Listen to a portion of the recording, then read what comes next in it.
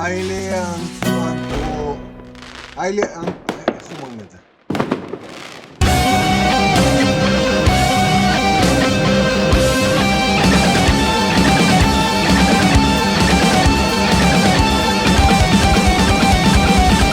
So we're having this interview because of a joyous event. Your upcoming EP is going to be released soon. Do you want to tell us a little bit about it? I guess not. Or not? Let's. Okay. Well, This EP is something that it's very special for us. Before I will go deep into what this EP is about, I want to say that we're very excited about it because we believe that this is our best work to the date. Really proud of this work, and we actually managed to finish the whole thing in less than a year, including writing the arrangements, recordings, mix, master, you name it, videos. So we are very proud of this work, and this EP is arrangements of 5 classical pieces, comes from the classical music that we try to bridge to the modern world and to paint it in the colors that we see through. And it's very funny for me to say it because since I'm a colorblind, but yeah, we just wanted to pay our respects to composers and music that we grew on and that shaped the way that we write the Seventh Station, and also to again look at those composers' work and really try to understand what we can, as a modern band, gain from that, to take to ourselves, to learn their styles. And this is a really good lesson when you're actually sitting and arranging those stuff. And you can get ideas of what you can do in your music for the future, I guess. So what actually can you tell us about the circumstances that actually led to a decision to actually do it? And I have to say that it's a very unique album in its definition. So the whole thing is based on classical pieces, but what you have done, contrary to a lot of other musicians that did something similar, is that you actually adhered to the original melodies, to the original composition. And can you tell us a little bit of how that decision came into play? Why specifically make a new production with such a big constraint? Well, actually, the idea came from the only band member that didn't go through classical education, and this is Vidi. I mean, he went through vocal education in Denmark, but not through the classical one, and he actually suggested it as a vocalist, which is very weird. But I'll let him, I guess, to explain why he thought about this idea. I just want to interject for a second that the classical education and conservatory education, I think is different. I think what he did is still the classical way of understanding the vocal domain. But what we are talking about, us, the rest of it, is that this is strict conservatory, Bach, Mozart, Beethoven, thank you very much, kind of situation. Otherwise, it was as classical and straightforward as we have, I would say. Correct me if I'm wrong, with me. I take it. Also, the chief of mass. Guys. Well, I'll be very honest about the reasons. We finished 2 years ago. We released an album called Heal the Unhealed, which was an insane, dark, manic approach to prog metal. And we felt at the end of this record, we have two roads we can go to. There was, when we got the reviews back, and there were a lot of really great reviews of people that took the time and listened to it. And what we're doing is a demanding kind of listening, something that the attention span that most people today has less and less of it. And sometimes we felt in the reviews that we met with, besides the great ones, it was very controversial. And we felt like people are demanding a softer version of progressive music. And we were it wasn't a dilemma, but we felt like, hey, that's not what we want to do. That's what I was about to say. So you went full classical on them. Yeah. So we said that's not what we want to do. We understand it's very trendy right now. There are some very great record labels that we wish to be there. And we see that things are getting more and more poppy. And we have nothing against pop music. But when we meet together to work, it comes the other way around. So we had a choice whether we want to be more communicative, or will we be, and the question was, will we be fine with ourselves if the next record will go the path that people are kind of expecting progressive music or progressive metal bands of nowadays to go through this path. And the reason I wanted to do something completely else was, first of all, because I wanted us to be happy with the result. But besides that, there was a question of, okay, I'm going to be completely who I am, and we're going to find the people that like it or not. And then we can make a decision whether we want to go into more gentle paths.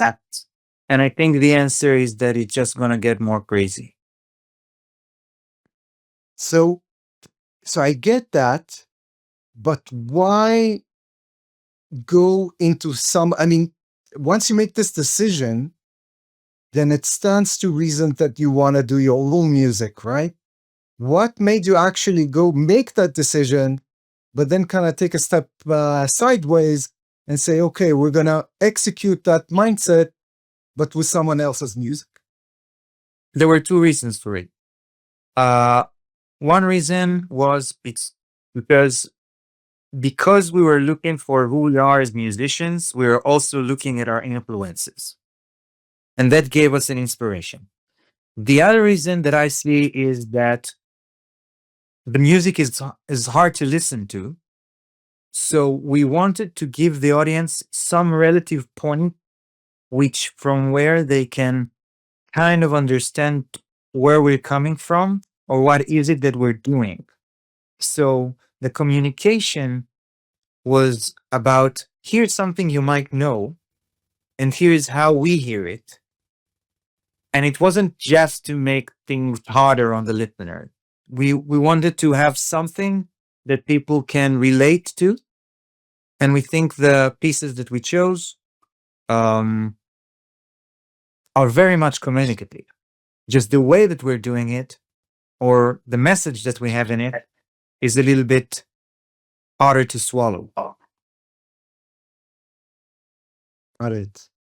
And going on to this, again, to this unique achievement, and that specific decision, and maybe this is a question for Aaron, for the technical / production side of it.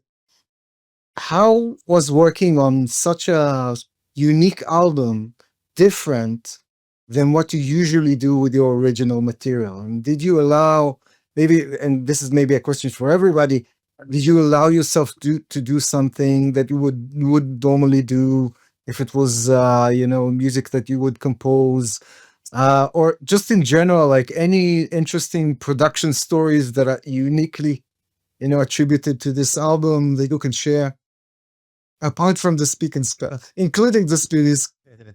Of course, yeah.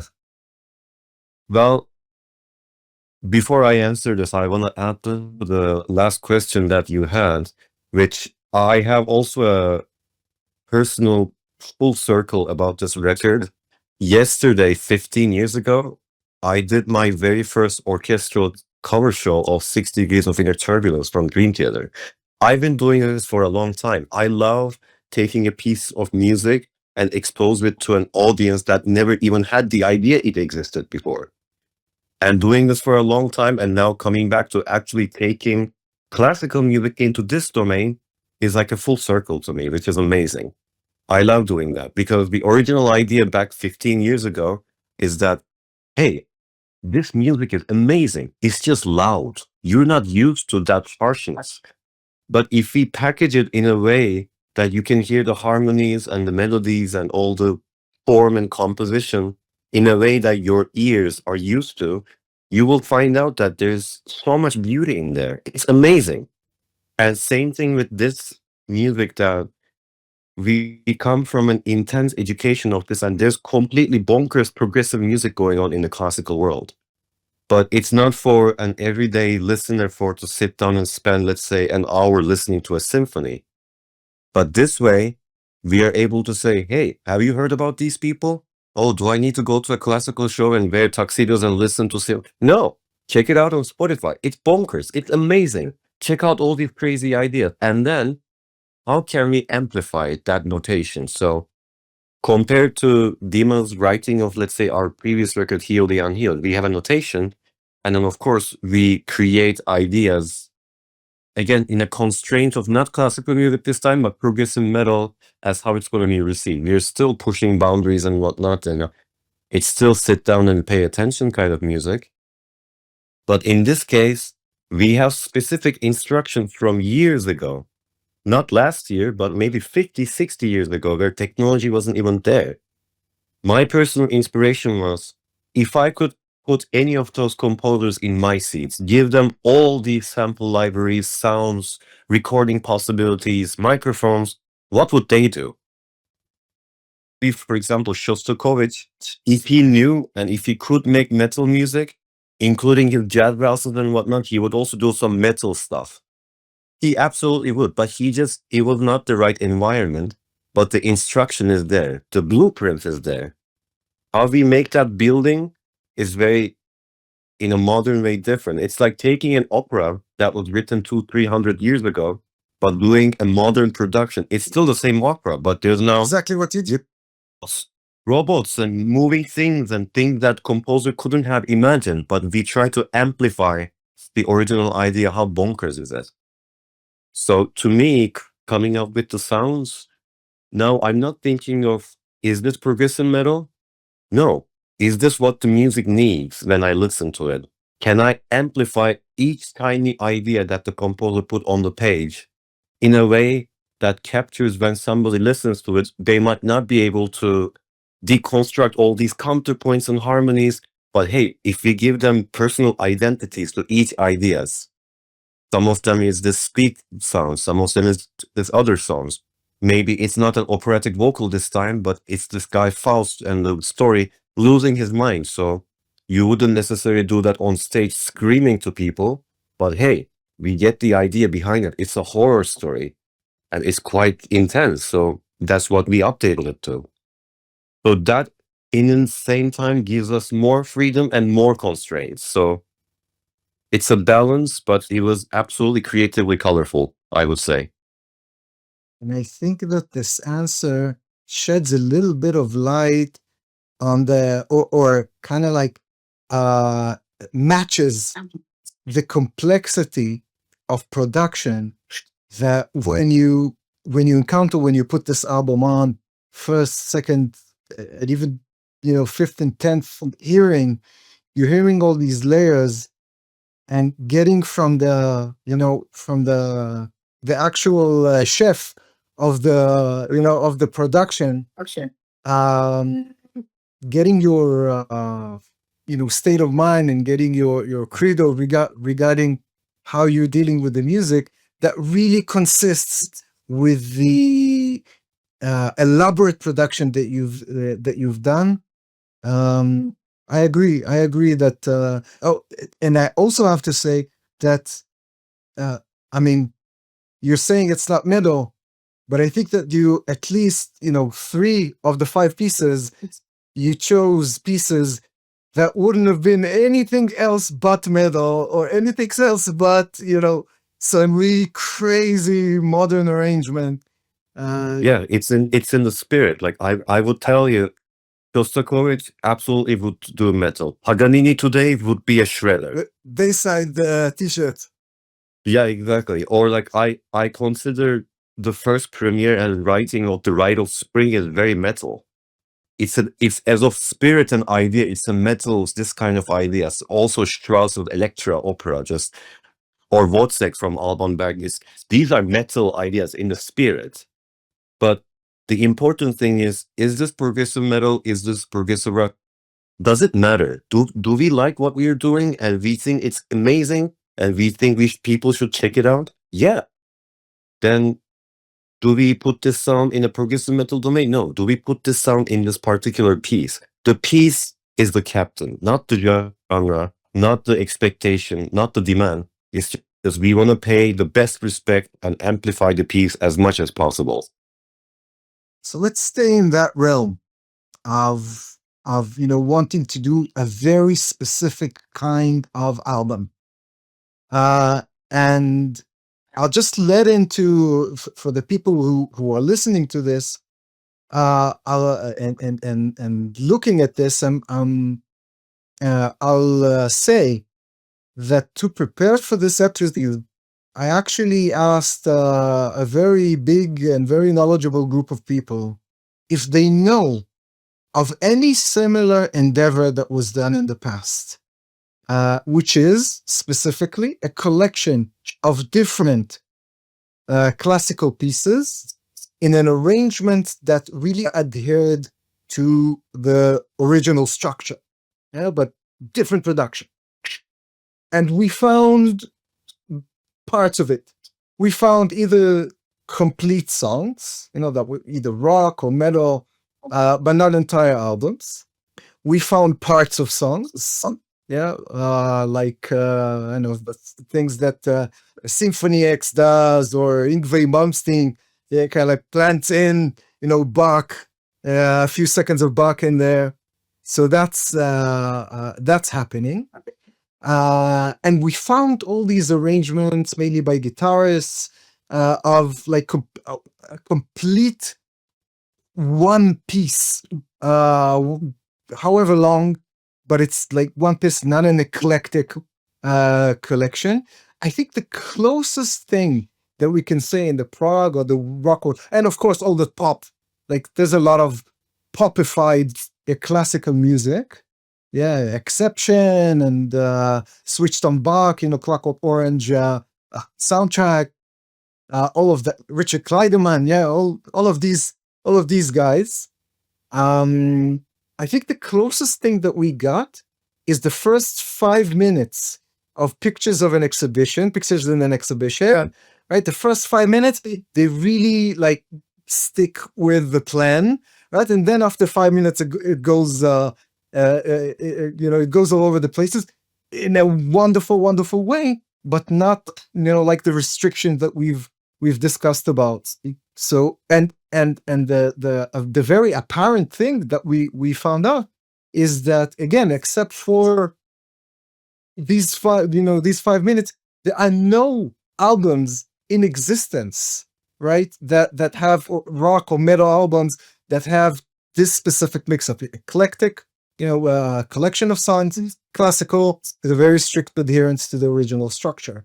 And the big question is, why do you think, for you it was, I heard Vidi talking, I heard, all of you talking, that this was a kind of a natural evolution of the band, but also super unique because no one else reached the same conclusion. I mean, probably a lot of bands wanted the decision to be themselves, right? This is not unique.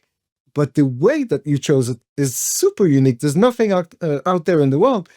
And the question is, why do you think it's so? Yeah, why do we not have more or other albums like this in existence?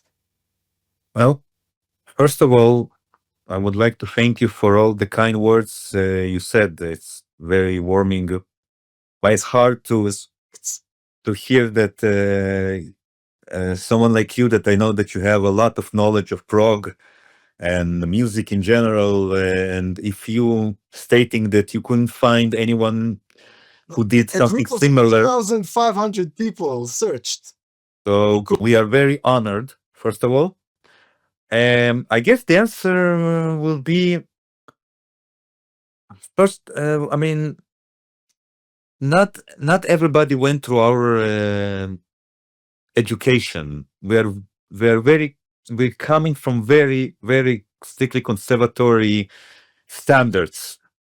So even if you make covers that it's not classical music, if we once per, I don't know, sometime want to do on stage some cover, we're very strictly about every note in this cover, because we are coming from education that you need to respect the composers. And we understand it, and we studied classical music for so many years. And we, I guess, have some kind of trauma out of it, at least for sure, me and Aaron. That's for sure. And we're not treating it lightly. So if from how we see it, if we're already taking music of people that we are bowing to and owe them everything that we know, then if we're already doing it, it has to be in their spirit, because we are coming from composition, classical music composition, arranging, conducting, conservatory, academy, Berkeley, you name it. So we have the tools to do that. Simple. I wanna add on top of that. I see that, but I had a little different perspective on it, because I like doing, in my personal musical adventure, there's a lot of covers. I like playing music. It's one thing to get with your friends and put a vinyl or CD or Spotify or you name it and have a beer and listen to the music. Well, wow, this is great. Do you hear that? But to actually perform that live, not just as the band, but with audience, like, isn't this great? Isn't the original people amazing? Look, we just don't want to sit down and listen on a music system. We want to play it like they did as much as possible. And I want you to hear this live. God knows when they will come to your country and make their ticket prices. Doesn't matter. Let's do it together. It's like going to any other classical composer show. Classical music is mostly all about covers. Everybody covers Mozart because they're playing Mozart or Beethoven. So in that sense, I would say that this idea of playing other people's music or not original music is not as a comfortable or a usual idea in this metal and rock domain, so to speak. Jazz, for example, sure, you have the real book, everything is a cover in their own way. They're used to that. But in our domain, let's say of rock and like metal, you usually see that people are just sticking with their originals and whatnot, which I disagree that it's not our identity, because it is. I compare this to, for example, Opeth doing a Soldier of Fortune around Ghost Review's era. It's beautiful. Sure, I still enjoy the original Soldier of Fortune, but it's a delight for me to hear Michael singing that. Or Dream Theater doing Black Clouds and Silver Linings and doing this entire covers like Iron Maiden, Dio, and Rainbow. And this is what their identity came from. That was their respect of like, this is who we are.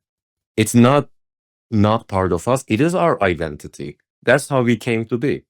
So you check it out. This is a big part of our history. So that's amazing.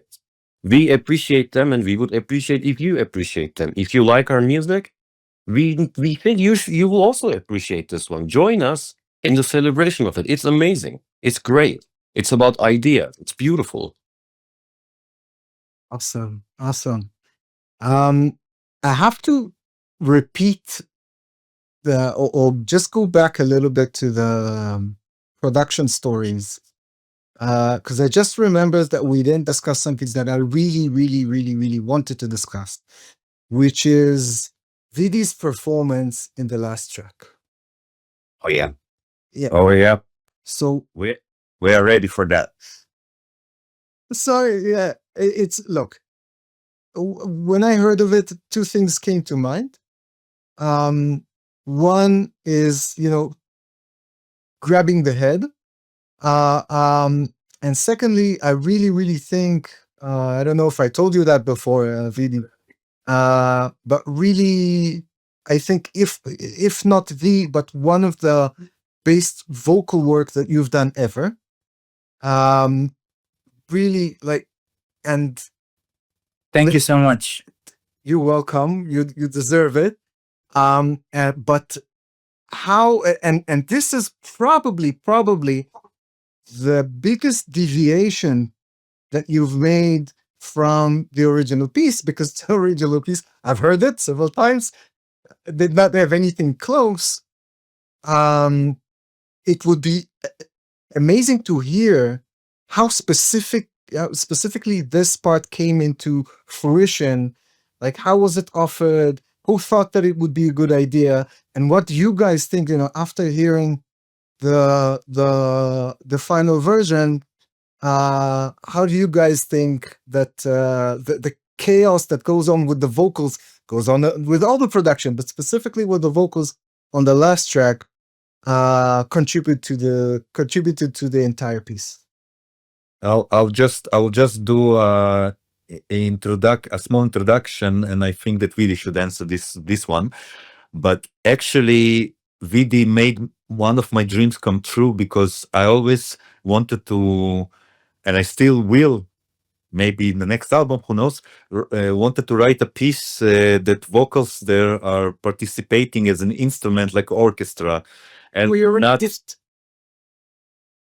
Well, this is not my music. It's William music, but I always wanted to write. I mean, in this EP, there are two dreams of mine can come true. One, it's about the vocalist actually being like an instrument, and the second is I always dreamed about a drummer that plays marimba and drums in the same track. So it's kind of so yeah. So Vidi. The piece was Aaron's choice. Maybe Aaron can say something about it, and then I'll tell you a little bit of my experience. But I think Aaron can explain more better than me why was this piece was chosen. So, in terms of the crazy like vocal idea Vidi had, this was not written, and there's no vocals on the original piece. Like in our other track from Schnittke, there is actually vocals, so we transform it in a guidance. But this piece, zero vocals. But it was a blank check for Vidi. I have no idea what you're gonna do, but I'm sure that it's gonna blow all of our minds. And we let him go wild, and there was no specific instruction like, can you do this here? Can you do that here? We just had him record and go crazily creative. And the piece itself allows so much of that use of vocal as an instrument, then all of this, for example, what we call the jazz section in the between, it's already in the story, and what he added in the vocal ideas amplifies and paints the picture of that scene. Like that whole jazz scene, for example, with all the crazy vocals and talks and whispering and whatnot is going on. It's like if we consider the first part as a war scene or like a ship scene, this part, they go out for a drink and everybody's having a great time. Somebody on the right is going insane. Somebody there all doing cheers. Somebody laughing about something. It's perfect because it's a device of storytelling. It's not your regular in the middle like vocals and lyrics and verse chorus kind of thing. And when I first personally received it, my mind was blown, which again is a testament to Vidi as a vocalist, that I consider him, first of all, not a vocalist, but a musician who happens to be a vocalist to communicate his ideas. Because a vocalist would be in the center middle in the mix, do their lyrics, do their verse, chorus, but the amount of crazy ideas as of a vocal as an instrument completely just completed the story basically. All the other intense stuff that is going in the difficult, like intense sections, it's like people just humming or just saying something while trying to deal with intensity and whatnot. It's very cinematic because we all think in the story and visual storytelling perspective than down to the music. But it was not an instruction to him. We just said to him, this is what's going on. You do your creative skills and it will be way beyond anything that we could have possibly expected.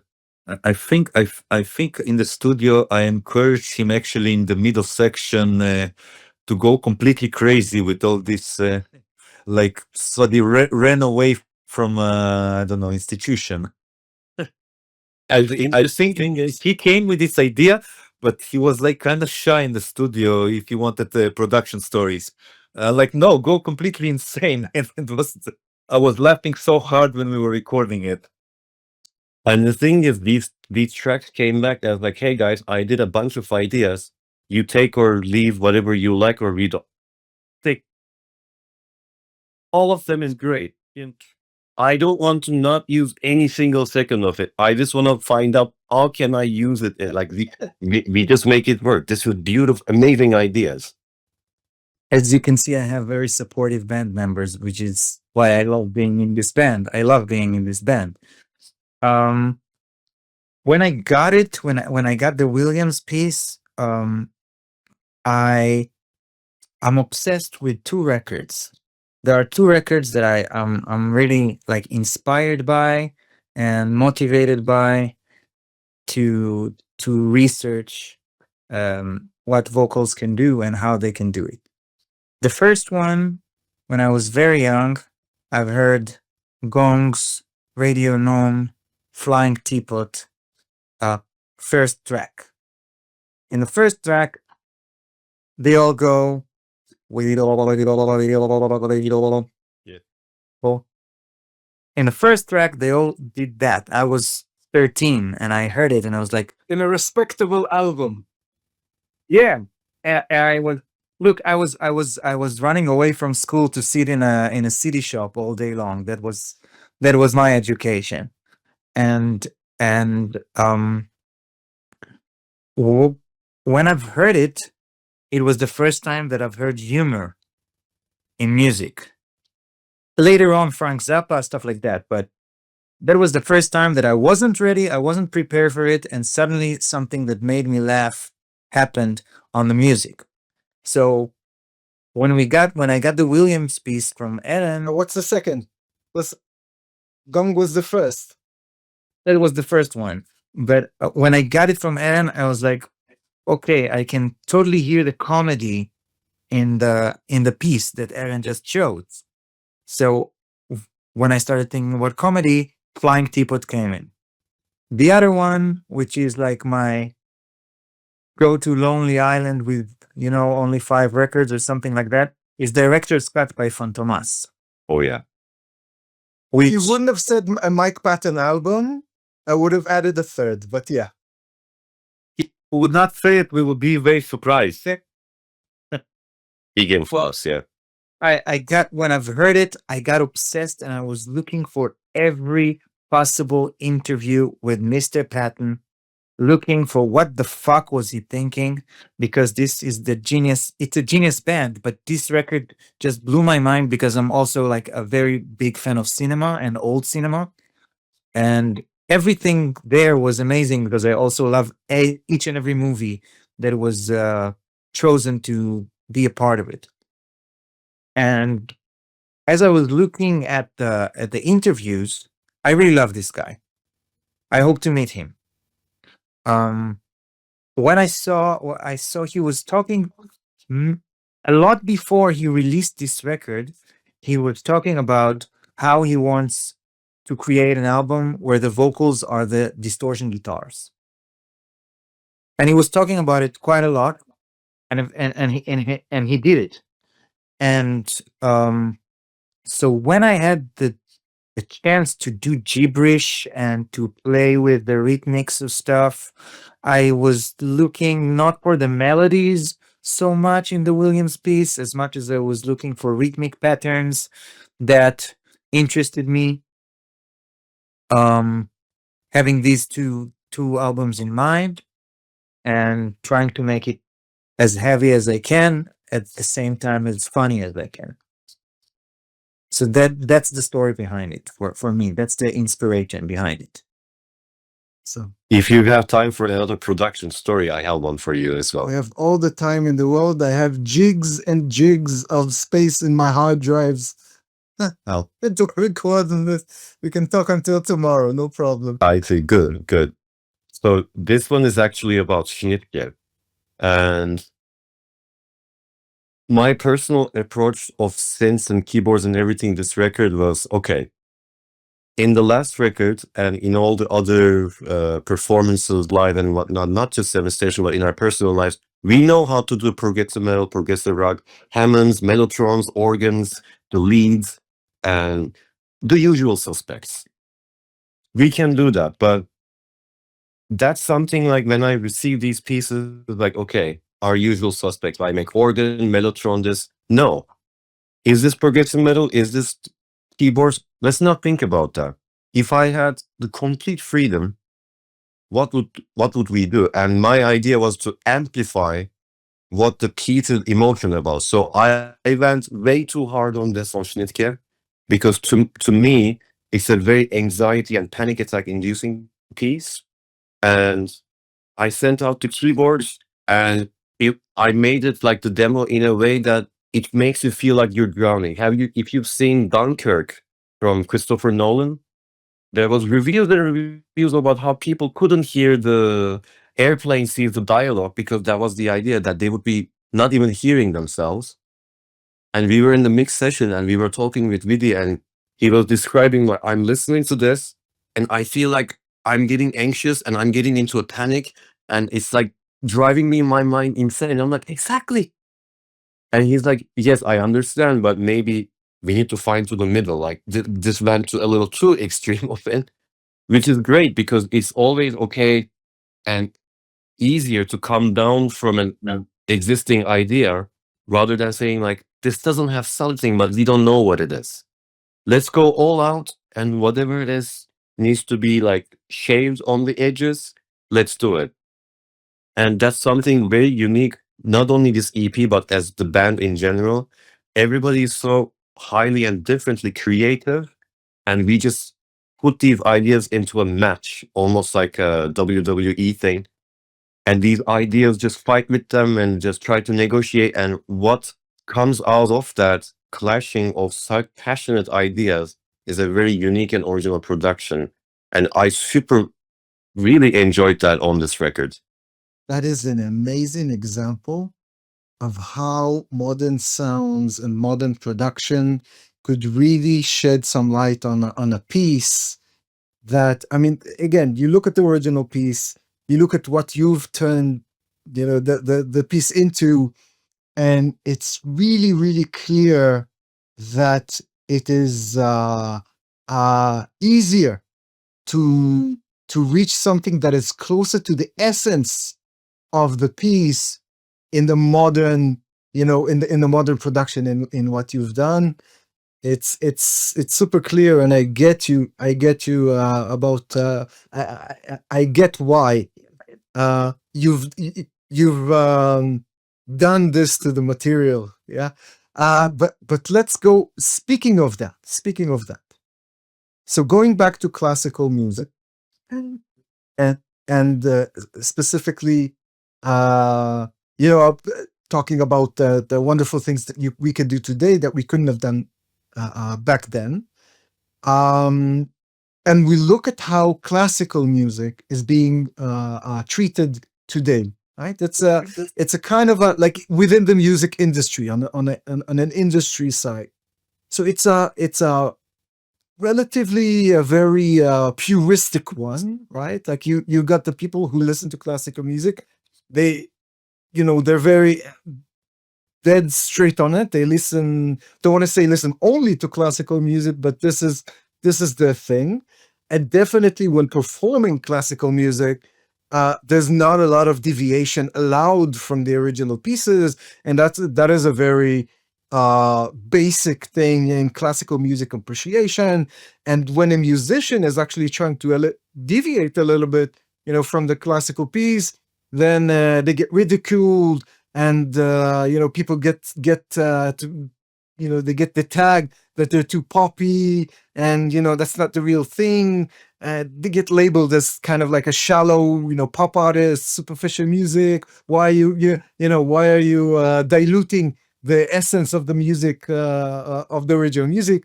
All that. I mean, there's a lot of when people try to produce differently classical music, they sometimes get popularity, especially the pop guys who made up pop songs out of it. But there's not a lot of not at all canonical recognition, as what they've done is an amazing piece of music or something like that. There is no such thing in existence. Again, we're putting Emerson, Lake and Palmer's Shazam exhibition, kind of like in a different drawer. And the question is, and I think that I know the answer, but I want to hear it from you guys, is that whether you guys think that albums such as this one is actually the answer to the purists on one hand, that yes, complex and good music can be achieved out of modern production. So on the purists on one hand, but on the other hand, that also makes it accessible to audiences that didn't know. Again, like myself, I could put myself as an example.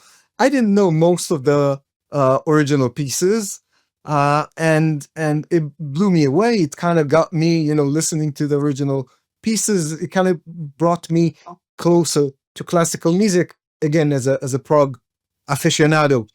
But you guys think that that these albums are the answer, both for the purists and for the audiences, is kind of like reap the benefits or get the benefits of classical music and still be able to enjoy them within a modern environment that is that ultra purist?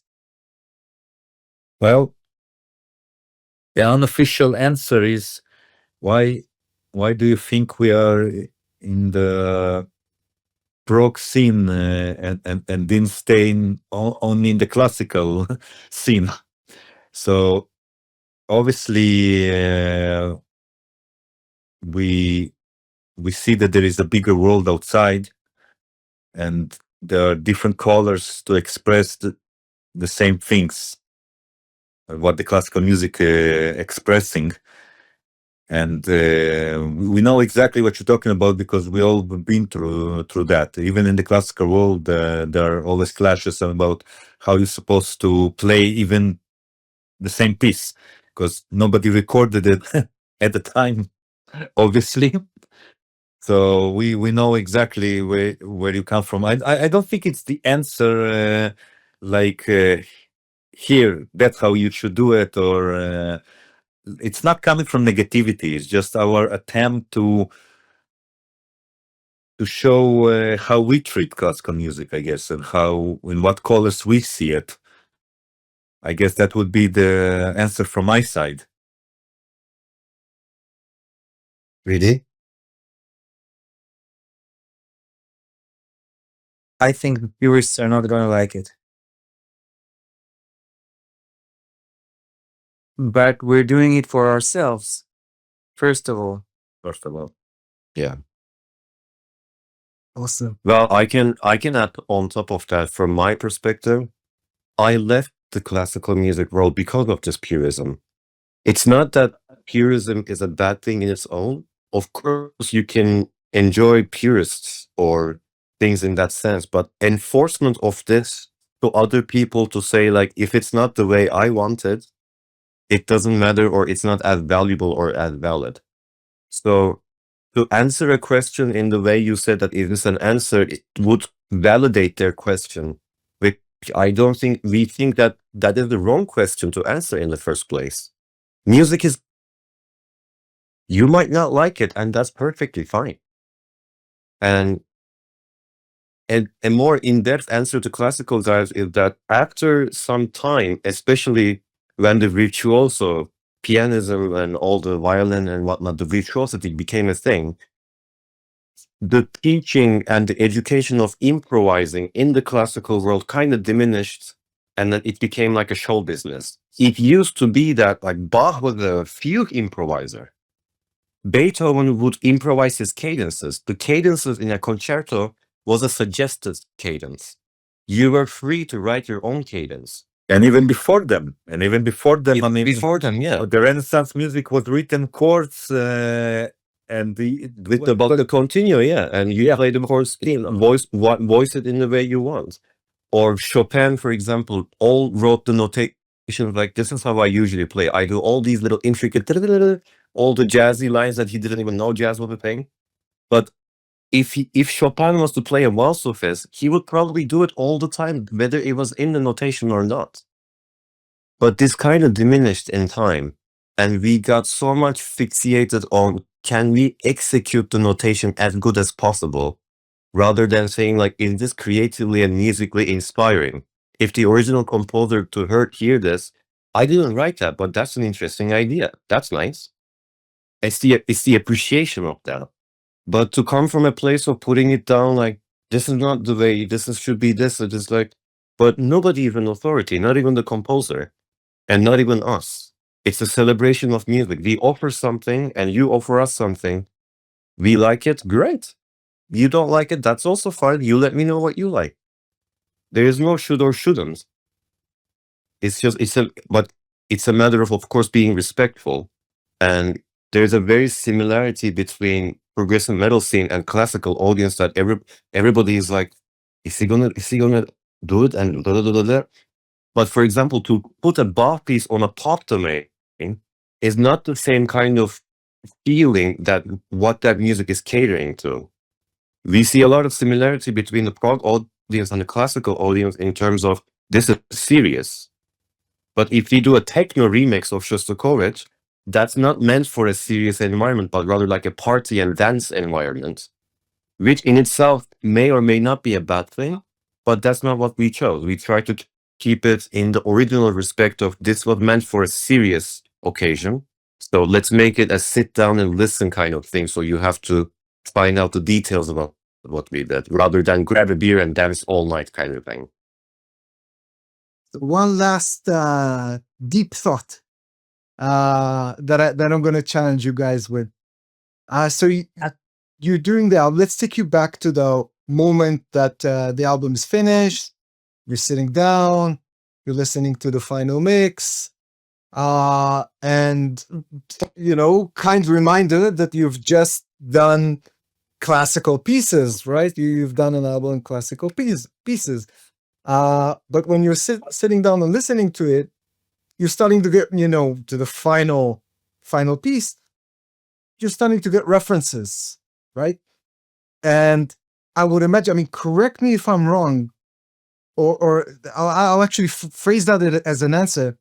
Were these references from the prog and from the metal world, or were these references from the classical world? Like you're listening to, oh, this sounds like Shostakovich's other piece, or do you say, oh, that really sounds like Mr. Bungle?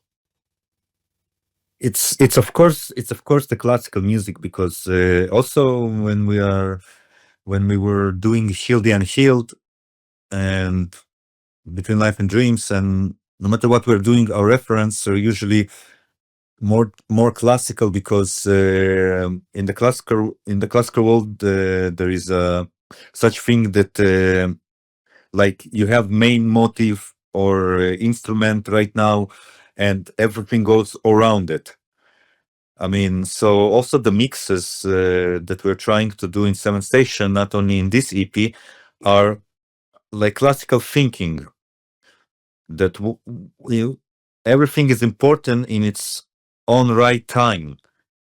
For example, like, just because the vocalist is the vocalist, it doesn't mean that he always needs to be on top of everything from mix perspective, or if a guitar is a guitar, or you know what I'm talking about. So we always mixing seven station music from more classical perspective of what the music needs and how and not how the band should hierarchy should be.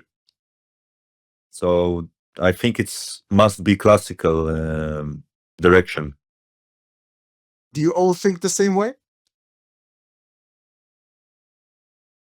Well, if you ask me, when I finally sat down and listened to the whole record from beginning to the end, well, there are layers to it. Like the composition, form, and harmony choices, of course, is a reference like, wow, this sounds like Shostakovich intensity.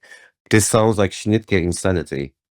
This sounds like, at the time, like very English and modern and all of this like Greensleeves kind of melody, thinking like this must be Vaughan Williams.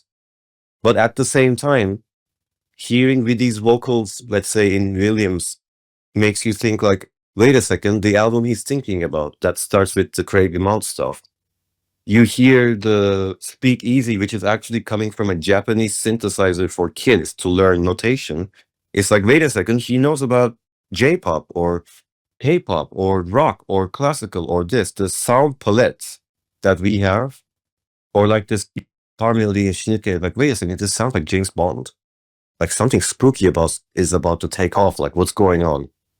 You can hear that this band comes from this background, but they also have been listening and absorbing a lot of different things. So it doesn't make me think between classical or metal. It comes from classical, but these guys have been listening to a lot of different stuff and they found a way to incorporate it. And all of them in their own domain are not listening to the same thing. So that's what makes me think person arts.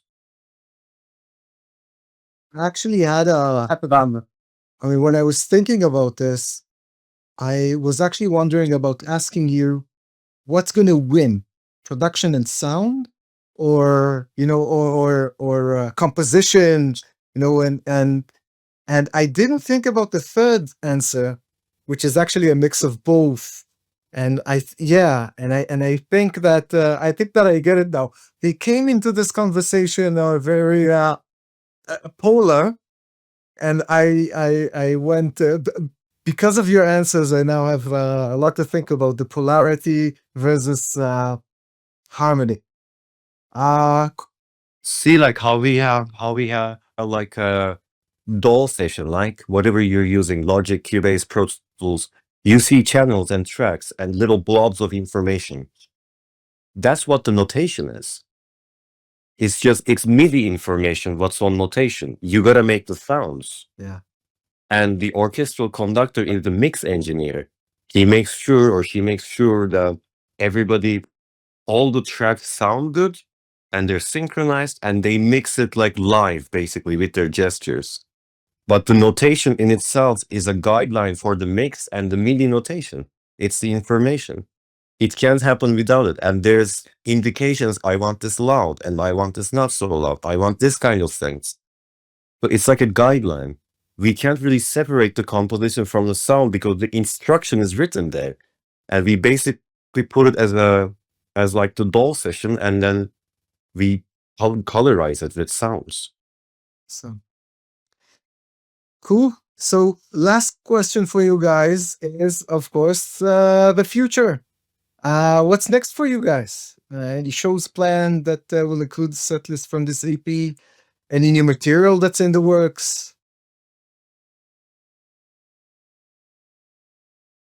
You want me guys to answer? Well, my nearest There's a show called Hot Ones where they, eat a lot of hot stuff, and at the end of the show, after they've eaten like all the spicy stuff and they're almost dead, he asked them, okay, you have 30 seconds to tell everybody, to promote your next, and they're all like, well, my personal nearest future decision is that I'm going to eat, but about Seven Station, we actually have shows coming up. We have a festival in Germany in April in Art Rock. We suppose also to play in UK, and we have also a festival in UK, Pro HRH, that we're very proud, and hopefully also next year we will get to Israel finally. We're really looking forward for it, and yes, there is a new material also that I already basically composed the next album, but we didn't start working on it, and once we start working on it, I'm sure that 90% of it will change.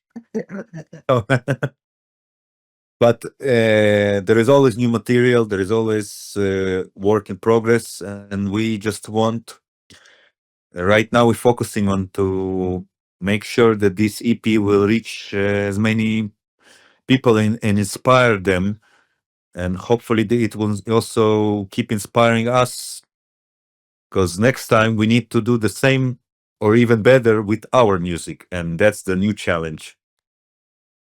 We have some great music videos coming up, and you will not only enjoy like what you say about really vocal approach, you will see the representation of that in the visual way. That if we were to put those ideas into the visual domain, there's some very, very exciting material we are working on right now. And we are not sharing. Oh no, that sounds. It's not, I'm not saying what it is, but The hype level is now out.